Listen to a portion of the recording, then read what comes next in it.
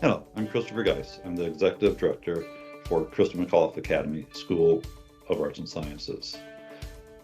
I, as Executive Director, I oversee the entire program, and my main responsibility is to make sure that everyone has what they need to be successful in our entire organization.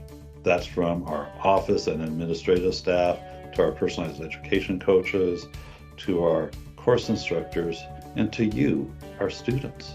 So if you're not able to reach a personalized education coach or a course instructor, please reach out to me directly. You can give me a call. I'll include my contact information, or email me, and I'll make sure you get the support that you require for your education.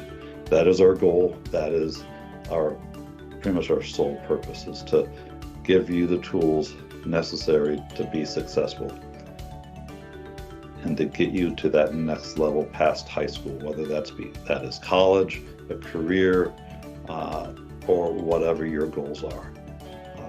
Looking forward to a great year, and thank you for entrusting us with your education.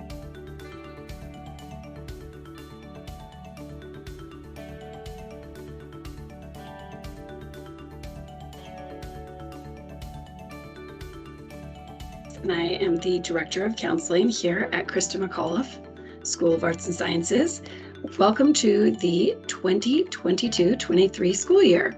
I just wanted to introduce myself and let you know some of the things that I do here at CMASAS. For one thing, I work very closely with the seniors. We work a lot on college applications, scholarship applications, and just the whole process of getting into college. Also, even if you're not going to college, anything related to after high school, making sure we're meeting our graduation requirements and we're on pace to graduate on time.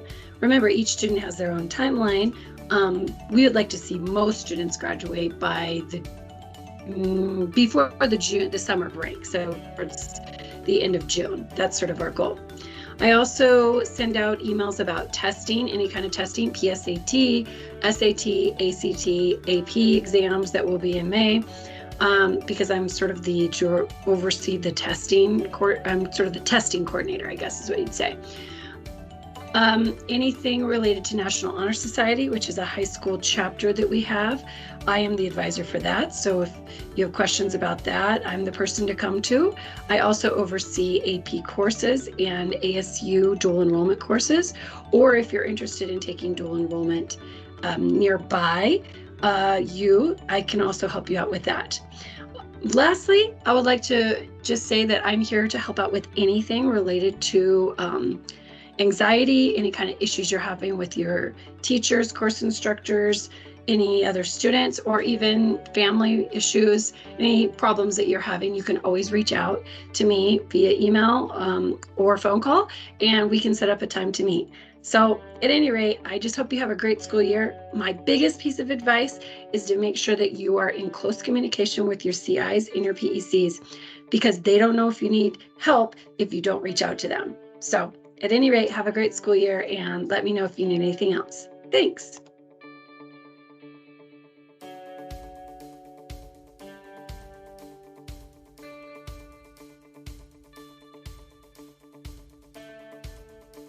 Hello, my name is Jordan Anderson. I am the Director of Technology. I would like to welcome you to the new school year and hope that you have a wonderful year. During the school year, you may experience technical difficulties. These problems range from content not loading, broken links, forgotten username and password to our systems, or not being able to access your Microsoft account. If you experience any technical difficulties, please submit a technical support ticket. When filling out a support ticket, please include a screenshot of the issue and as much detail as possible. This will help our system support specialist or myself to diagnose the issue and fix the issue as soon as possible. The technical support ticket can be found on our main website. Under the Resource tab, submit a support ticket.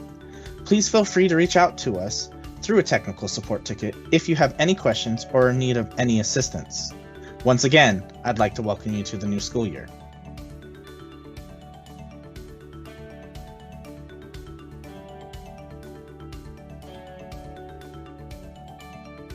My name is April Sandoval.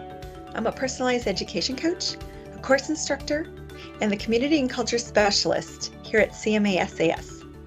I believe that community fosters growth, growth leads to exploration, exploration yields inspiration, and inspiration paves the path to curiosity, passion, and purpose.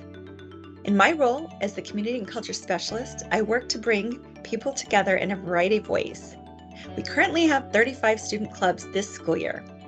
Student clubs are vital to our school culture. They allow students to socialize with their peers, to try something new, or to dive into a topic they're already passionate about. Many of our clubs are student-led. Feel free to go to our website and check them out. You'll find them under Student Life. We have our first school assembly coming up. The focus of this assembly is to orient new and continuing students to CMASAS in a fun and interactive way. We will have 2 more assemblies this year, one in February and another in May. Be on the lookout for who the guest speakers will be. In the past, we've had inspiring speakers such as a New York Times bestseller, a Raptor rehabilitator, and a NASA employee. Lastly, our regional gatherings are happening once again, and we couldn't be more thrilled. Our first is in Chicago. A group of 43 students, family, and staff members will take an architectural boat tour, learning about the Chicago skyline. The afternoon will conclude with Chicago-style pizza. We have a gathering in Portland, Oregon at a pumpkin patch on October 15th, a gathering in Fort Worth, Texas at the Science and History Museum on December 16th, a gathering in Las Vegas, Nevada at the country's largest circus school, and one on the East Coast in the spring of 2023. Be on the lookout for details about these upcoming events. I am grateful to be part of the CMASAS community and hope to meet some of our amazing families in the near future.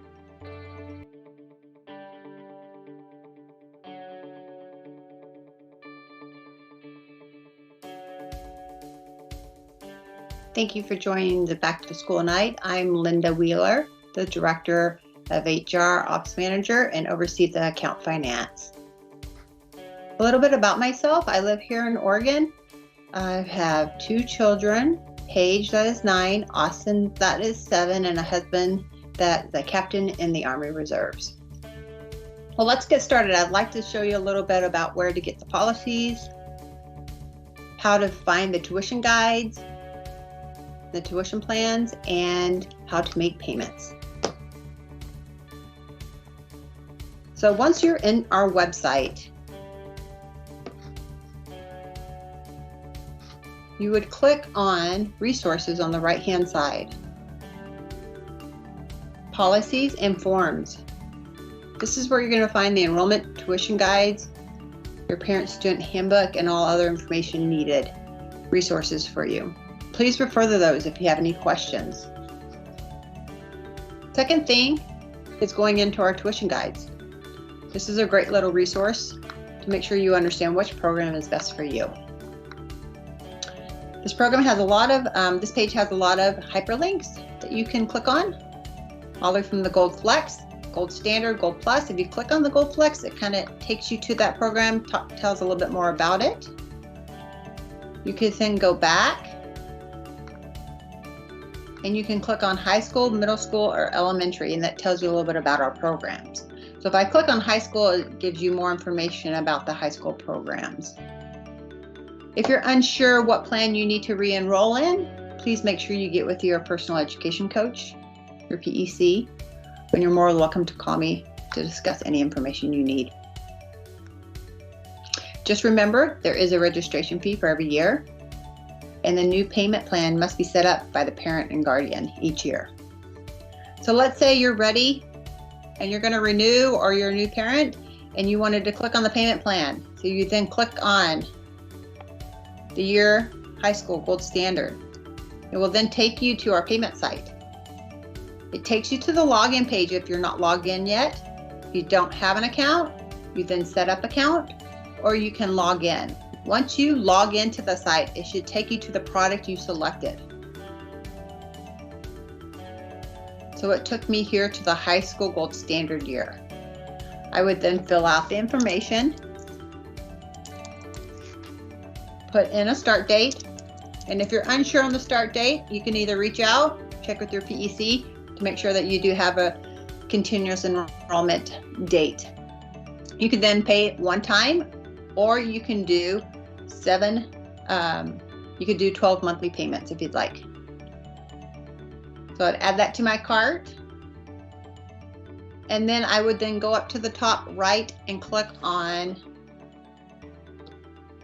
your cart. I have 2 plans in here by mistake. So what I'm going to do is then X out whatever plan's not appropriate, and it should show exactly what's needed in the totals. From there, I proceed to check out. And that's where you're going to process your payment method. Either e-check, ACH, or credit card. Remember to save your username and password. This is a site you can go back into, change payment methods. You can check and see where you are payment-wise. And please reach out to me if you have any questions or concerns. I appreciate your time and have a great year.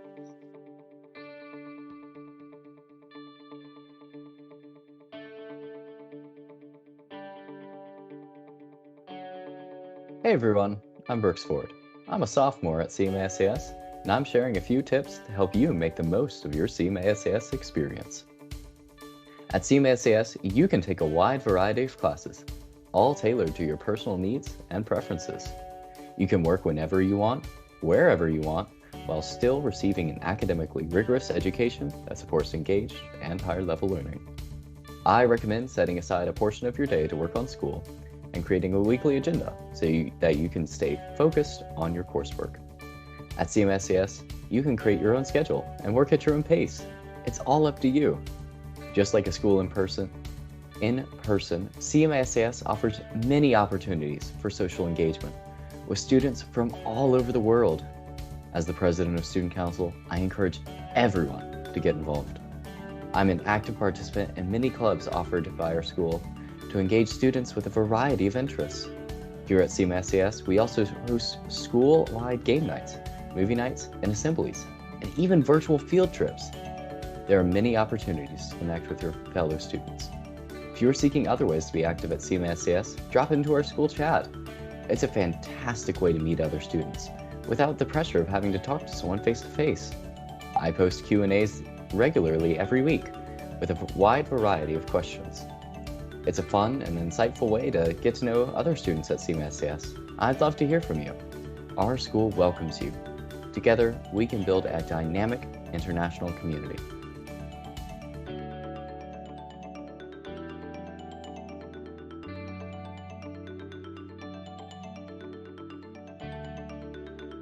Hello everyone, my name is Daisy Cheatham. I am a PEC at CMASAS. I am the Romance Languages instructor, and I'm also the K-8 lead. I've worked here for over 10 years now, and I absolutely love it.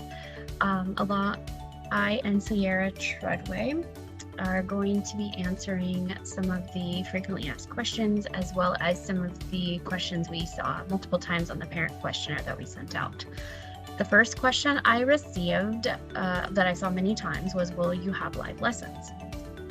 The short answer is no, because all of our students have different start and dates in their enrollment year, and because our classes are asynchronous, there's no way for us to have live lessons because everyone's at a different place at a different time. However, if your student is really missing that aspect, there are a lot of I have some suggestions for things that they can do. There is a course for high schoolers called Current World Issues that's taught by our history teacher, Kimberly McCutcheon, and she usually runs 2 sessions throughout the year, a fall and a spring session, and we're having our first one start October 3rd. The students are put into a team. They have live discussions about the different current topics, and they also have a discussion forum where they can chat with each other about the units and the topics in the class. We also have a yearbook, which is new this year. There's a spring and a fall session for that as well. It's not too late to join the fall session. They just started a few weeks ago, and they work on the school yearbook for the year together. And they also have a team. They have meetings to plan and collaborate on content. So if your student is really missing out that aspect from brick and mortar schools, I would suggest they try out one or both of those classes. I also think that it's super important for students to attend homeroom and join a couple of clubs and go to the meetings as often as they can. It's a great opportunity for them to build connections with teachers and students and with like interests and feel really bonded and connected to their school community. So those are all really great options for the live piece that they might be missing.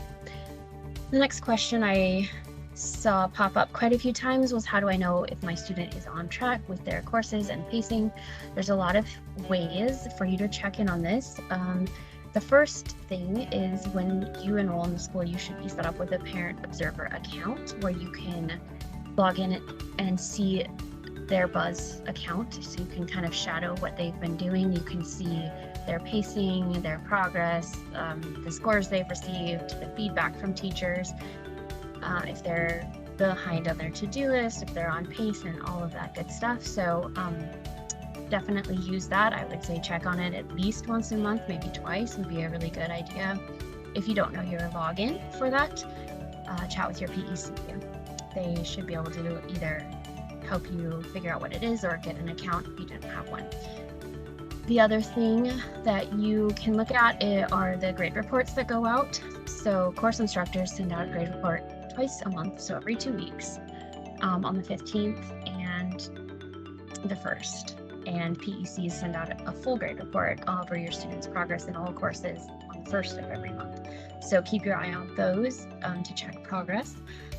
And lastly, I would say also just keep in contact with your students' PEC.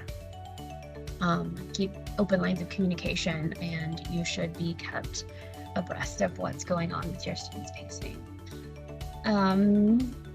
Another question I saw a few times was, how often does my student meet with PECs and CIs or course instructors? So for your PEC, your student should have a weekly standing meeting, and do your very best to keep that meeting as much as possible, because it's where the PEC and the student plan the coursework for the week.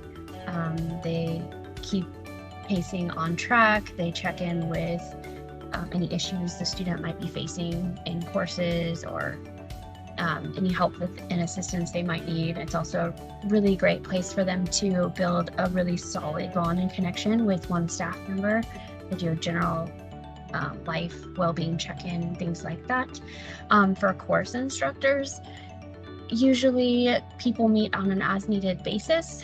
If a student is struggling with a test or an idea, a unit, they can set up a meeting with their course instructor to go over questions they might have, corrections, and things like that. And another question I saw a few times was, are you accredited? Yes, we are fully accredited in all 50 states. So I hope that this video was informative, and if you have any questions, please reach out.